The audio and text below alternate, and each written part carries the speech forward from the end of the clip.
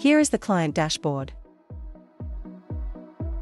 From this screen, you can assign a client to a specific team, an individual staff member, a program, or a service.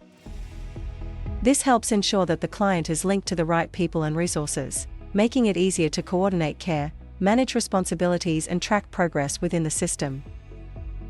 You may also check and view any notification that may be linked up to the client's profile. In addition, you can review any draft clinical documents linked to the client, along with their current appointments. The client dashboard brings all essential information together in one central place, providing a clear and organized view of a client's care. It also offers different filtering options to make viewing and reviewing information easier and more efficient.